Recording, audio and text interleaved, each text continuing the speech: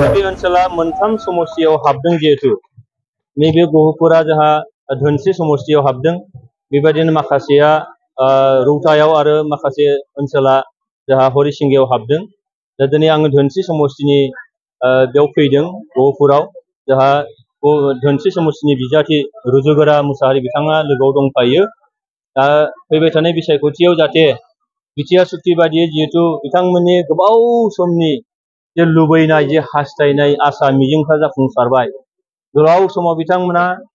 गोलोमदै मोदै खुसरनांदोंमोन दुखु सारजारला सैनांदोंमोन नासयजानाय गादब जानाय सोबख'जानाय थगायजानाय बेबायदि मोनसे थासारियाव दंमोन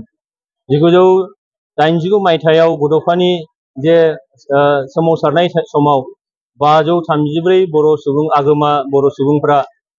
मुंख्लं जानांदोंमोन बे ओनसोला खिन्थु थांनाय बिएसि सुक्ति आरो बिटिसि सुक्तियाव बे ओनसोलखौ बोनथुमनो हायाखैमोन बा बे ओनसोलखौ सोसननो हायाखैमोन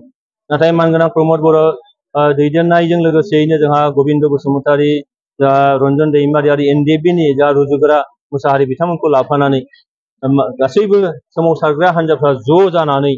जे मोनसे थामथि खोलोबनि सुक्ति खालामबाय बिटिआर सुक्ति थांनाय 2020 मायथाइनि 27 जानुवारियाव बिनि गेजेरजों नैबे ओनसोला बोनथुम जाबाय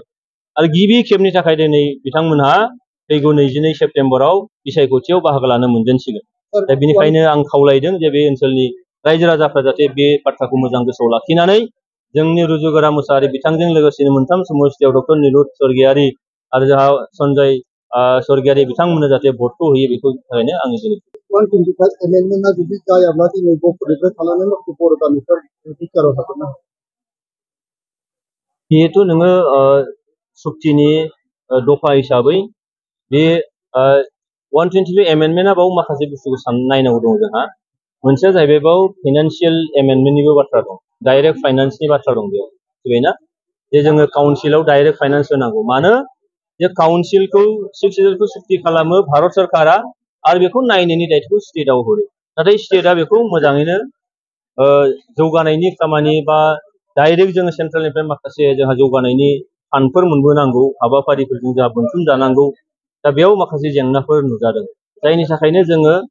सेन्ट्रेला जिथु सुक्ति खालामदोंब्ला डाइरेक्ट सेन्ट्रेलानो जोंखौ बेंनांगौ नायनांगौ बे बाथ्राखौ जों बुंदों दा बेनिखायनो नैबे फाइनान्स माखासे मेटार थाफाबाय बेयाव खिन्थु बाखिया जाहैबाय जोंहा जे सिमा बारायनाय सिमा सोसननाय आरो बेयावनो सोरबाया गोसो जादोंबा थांनायनि बाथ्रा दंमोन ओंखारलांनो हानायनि बे जिनिसा एसे मेटारा आलादा खिन्थु खेबसेनो जों लाबोफानो जाहाथे बेखौ नाजादों बेनिखायनो बेयाव थालांनायनि बाथ्रा गैया आरो सुफुंजायैनि मोनसे बाथ्रा गैया मानोना नैबे बिसायख'थियावजोंनो जों फोरमायगोन दिनै इउपिपिएल थामहिनबा सुक्ति खालामग्रा बा सुक्ति खालामग्रा सुबुंफोरा दिनै जाय हान्जाखौ बांसिनै सापर्ट खालामदों बे हान्जायानो दिनै गोहोआव फैफिनगोनब्ला मेजरिटि नाम्बार अफ भट लानानै दा होमबा भारत सरकार आसाम सरकारा मावफुंनायनि बाथ्रा गैया बिथांमोना खोथा होदों फैबाय थानाय गोजां बोथोरनि जे विन्टार सेसन जागोन बे सेसनाव बे खामानिखौ मावफुंना होगोन बेखौ जोंहा 100% फोथायनाय दङ आरो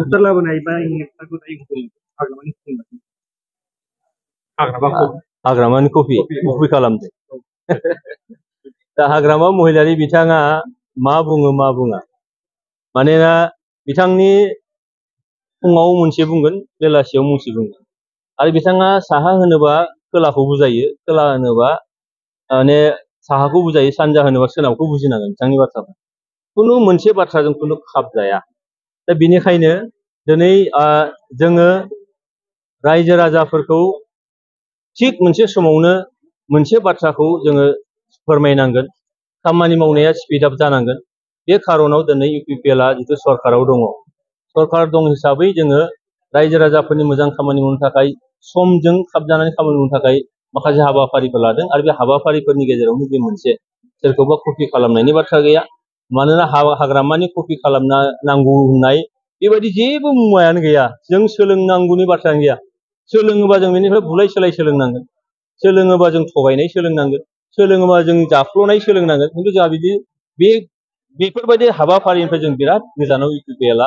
जोंना रायजोखौ बोरै जौगाहोगोन रायजोखौ बोरै दावगाहोगोन रायजोखौ बोरै सान्थियाव लाखिनो जोङो